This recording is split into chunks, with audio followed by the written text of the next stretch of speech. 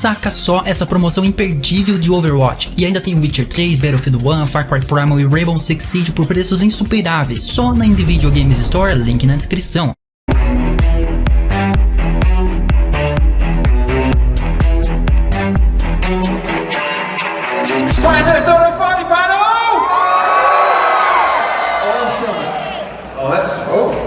Shut the fuck up.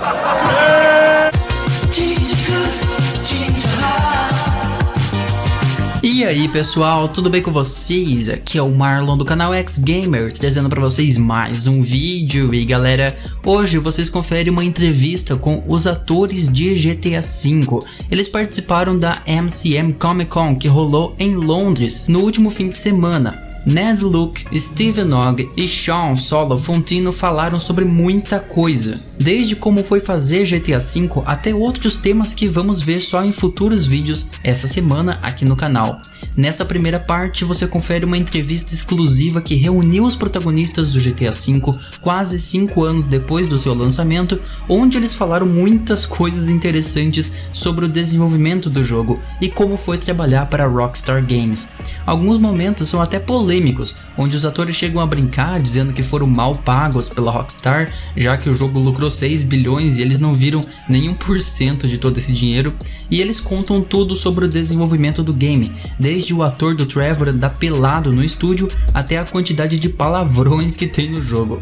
Esse vídeo é exclusivo e foi cedido ao canal Marlon XGamer pelo pessoal da Rockstar Intel. O site, canal no YouTube e Twitter da Rockstar Intel vai estar na descrição. Então, sem enrolação, bora lá para a entrevista com os atores do GTA V se reunindo depois de 5 anos.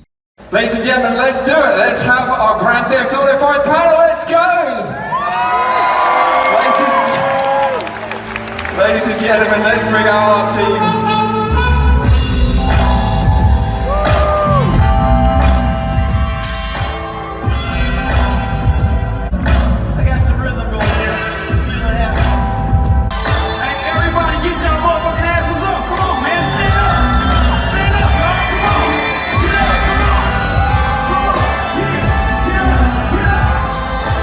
So, welcome, gentlemen. That's what I call an introduction, eh? That's awesome.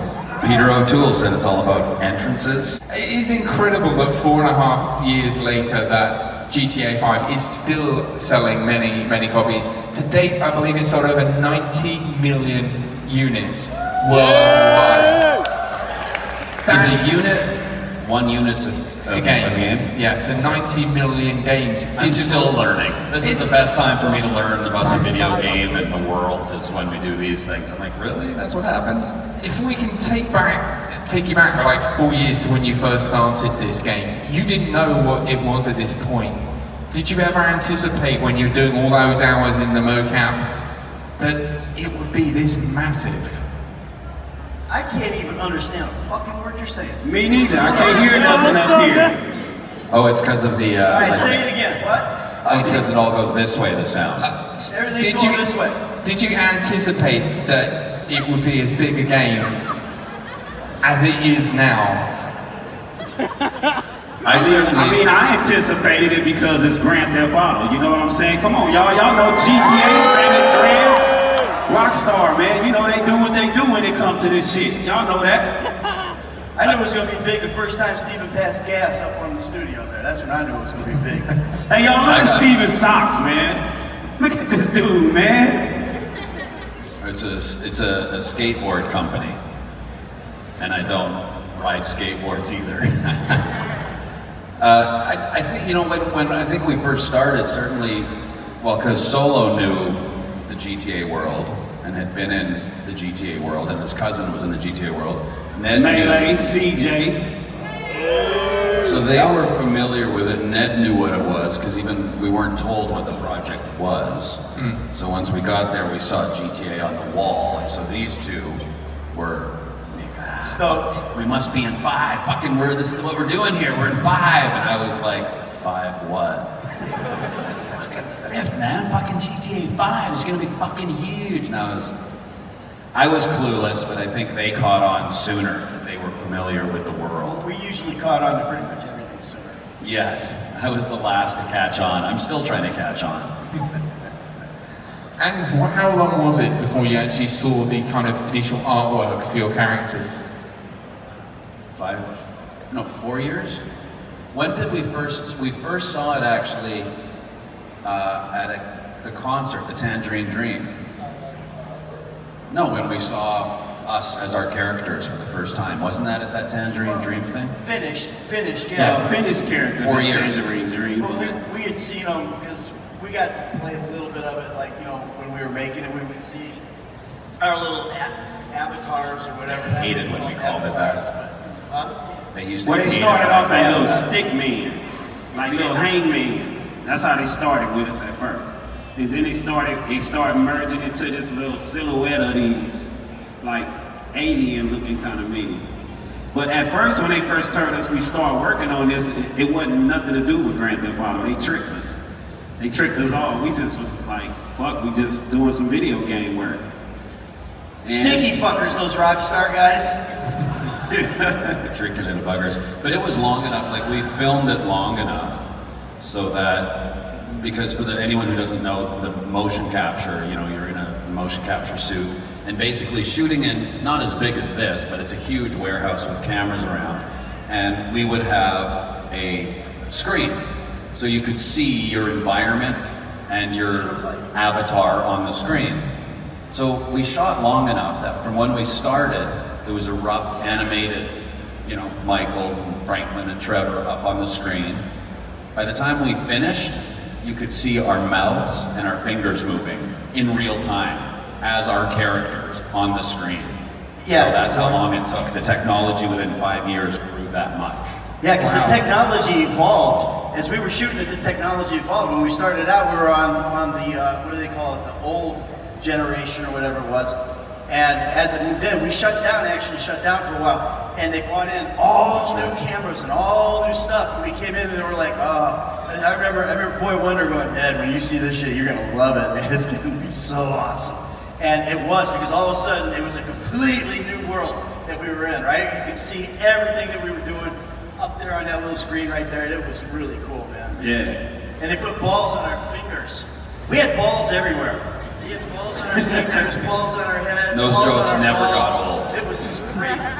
And then when I found out it was Grand Theft Auto we were fucking filming, I think, didn't I go and renegotiate? I went and got Johnny Cochran or somebody to renegotiate my contract. Shit, because I knew it was going to be massive, you know. I mean, I know y'all supported it, so I knew it was going to be around the world. So I had to go back in and get $1 more on top of the fucking penny they gave me. Shit. Because if they're going to make $6 billion out of it, they can at least give you one more peanut, right? Man, shit, 1 more penny is a whole lot of money if you ask me. And you're in the mocap suits, not the most comfortable of things I can imagine. What was the most awkward thing to film it in mocap for you from the game? Having to go to the bathroom. That was the most awkward thing because we were strapped up, right? We had these belts with these wires and shit all over it. We'd have like wires going around us, hanging out our asses and stuff. And then everything was strapped on. And you had to go to the bathroom, these Velcro hooking you on. You had to take all of this stuff off. Wow. Just to take a pee. So we just started peeing all over ourselves. And you know, every once in a while you get shocked, but after you did that, we had to do that. What's that thing called we had to do beforehand? Oh, the T-pose. T-pose. No, beforehand. Remember we had all the dance?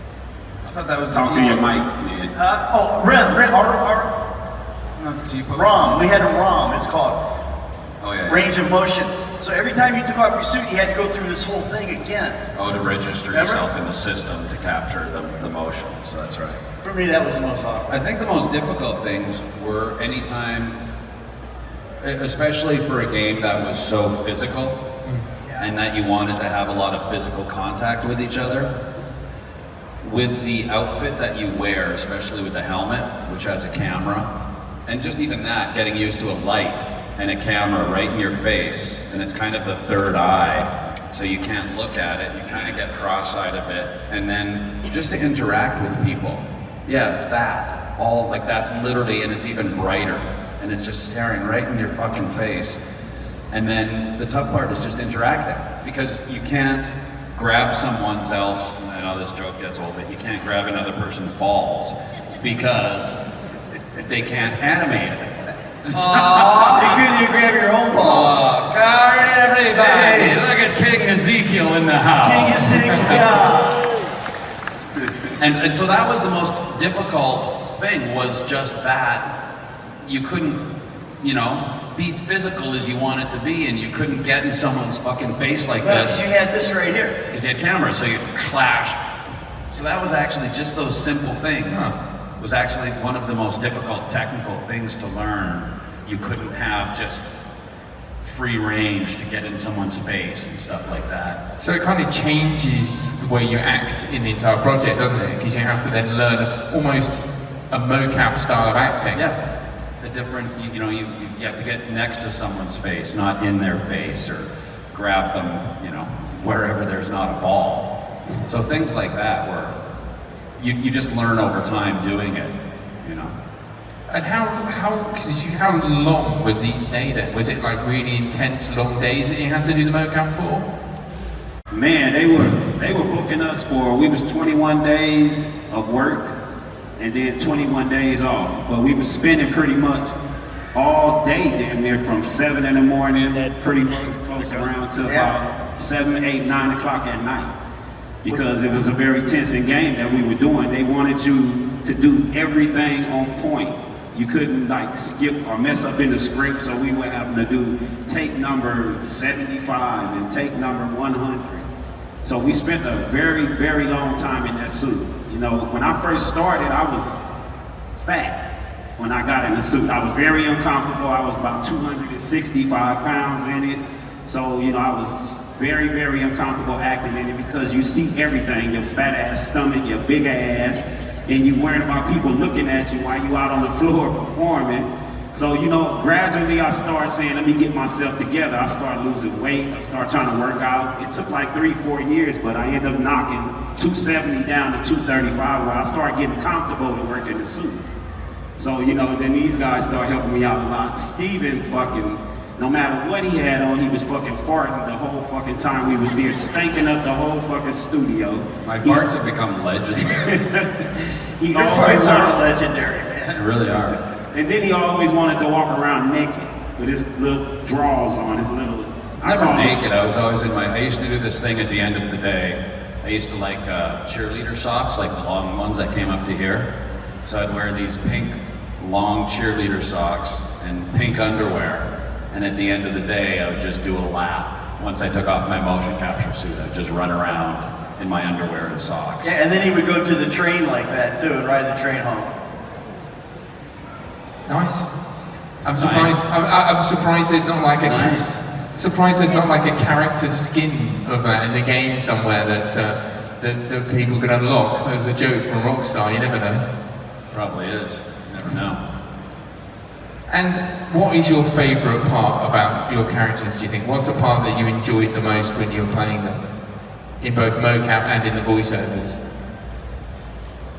My favorite part of the character, if you know Franklin, he started from nothing, come from the hood, and he got adopted by the Michael character, you know, because he been fucking up all his life and not getting nowhere fucking up, stealing cars for Simeon and gangbanging, taking chances to go to jail, get killed, and all of a sudden he just trying to pull away from the gang life to get a better life, but his better life was to just do more fucked up shit, but with a more sophisticated guy, which is like a mafia type of guy like Michael. So that was like the best part of my character, to watch him come from doing low budget bullshit to high budget bullshit. I don't know if y'all get what I'm talking about. He was a gangbanger shooting at his own people, then he all of a sudden started robbing banks and shit, getting millions of dollars. So that character was real interesting to me. For me, it was probably, the character was just very impulsive, Trevor, so that was fun to just have that ability to be as impulsive as one wanted to be, play with that. Yeah, my thing about my character that I like was that trying to find something that from my life that I could transfer into, because obviously I wasn't a bank robber. What I liked about it was that he was retired, and then he was pulled back into the life, you know, because it was like he was compulsed to do it, because that kind of mirrored my life with the acting thing, because I was kind of out of acting for a while, and then I came back into it, and this was like the first audition I had. It was like I was compulsed to come back into acting, so it was really easy for me to draw on that, you know, of being, and this is the only thing I can do is be an actor, you know, and I was able to pull from that into Michael being the only thing he could do is be a bank robber, do bad stuff. That was just, he was just compulsed to do that stuff, and I like searching for that compulsion and finding where the mirror is in my life and that character's life, and be able to bring that to that character, which kind of worked. I mean, it was pretty cool for me. It wasn't so cool for my wife, because she said I brought Michael home too much. But she was a yoga teacher anyway, so she could always just, nah, I'm gonna go fuck myself. Namaste. Nah, I'm gonna go fuck yourself. Michael! Whatever. And the game is written by an English production team, but yet it's set in the US. Now, when you get the script, how much of it did you then have to kind of retranslate to make it American, to get the more street elements of the characters actually in there? Because, you know, the British people might not have been able to do that. So how much of it did you have to change and more like bring it to your own, well, bring it into its own and give it that character? Well, for me, I always joke that it was, I had to learn a new language, English, because I didn't understand that stuff very much. So it was just like make it fit my character, make it fit me, make it fit me from the Midwest, which is where Michael's from, you know, and just finding that flow, that rhythm and everything. It was much more difficult, I think, for Solo than it was for us, because Solo's far from you know, British. Yeah, it was real different, you know, because I'm getting scripts written for me from, you know, the British guys that's sitting over writing, which are great writers. But I had to get it, read it, and then translate from saying mate and, you know, lad to motherfucker and my nigga. You know what I'm saying? So it was hard for me to like try to figure out this. When we first started, they wanted me to stay pretty much on the script. So I had to start saying, nah, man, I gotta translate this shit and be me. You know, I'm a black man from the ghetto, from the hood, and that's what y'all portraying Franklin, Lamar, and them as, so let me be me. You know, so they started letting me kind of take it and rewrite it to how it had come out to be how I would truly say it for me being from the hood. So it was real difficult at first trying to, you know, translate from what they were writing to what I would actually say. You know, so because when y'all play it, man, y'all playing with me. I'm taking y'all in a ride into the hoods of the black community, you know, because I'm probably 99.9% of the people in here are not from the black communities in the hoods. You know what I'm saying? Who's from Watts? Ain't nobody in here from Watts. I know they not, because we were in London, you know. but it was real difficult for me. I know for me, man, I don't know how to speak, you know, no other language but my nigga. What's cracking? What's happening? You know what I'm saying? So I don't know how Steven took it, but he seemed like he was pretty easy with it. Steven, the Trevor character, was pretty like right on. He can fall right into it. So It was also, I think, the Britishisms for me, because my mother is British, and I, you know, spent a lot of time here.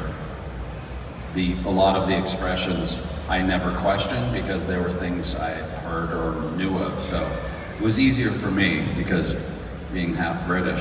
I think that fit your character better too, because you know, Trevor was so unhinged and everything that when you would have these like British, I don't know what they call them, colloquialisms or whatever, coming from your mouth while you're, you know, smashing in Johnny Clement's head. Fucking shit! Cunt! Cunt! Cunt! Cunt!